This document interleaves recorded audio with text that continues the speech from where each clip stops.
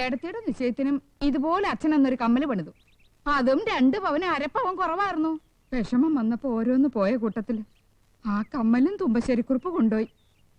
Police വേഷം കെട്ടി താടിയും പിടിച്ച് നിക്കാന്നല്ലാണ്ട് ആ തുമ്പശ്ശേരിക്കുറിപ്പിനെ തളയ്ക്കാൻ നിങ്ങളെ കൊണ്ടൊന്നും കഴിയണില്ലല്ലോ. ഇവിടെ ഓരോ വിശേഷം വരുമ്പോഴും മനസ്സിൽ വരണത് ആ ദുഷ്ടന്റെ മുഖം.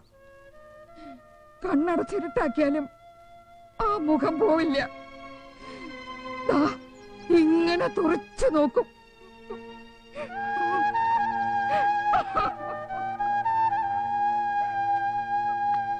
ഇന്നിവിടെ രാധയുടെ നിശ്ചയം നടക്കുന്ന കാര്യം തുമ്പശ്ശേരിക്കുറിപ്പ് അറിഞ്ഞിട്ടുണ്ടാവോ?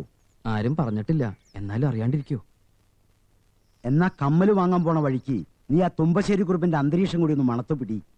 സമയം നോക്കി നെഞ്ചത്ത് കുത്തുന്നവനാ കുറിപ്പ്. നിന്റെ അച്ഛന്റെ മനസ്സിൽ നിന്ന് തുമ്പശ്ശേരിക്കുറിപ്പ് ഉണ്ടാവും. അതാവും രാവിലെ ഇങ്ങനെ തൂങ്ങിപ്പിടിച്ചിരിക്കുന്നത്.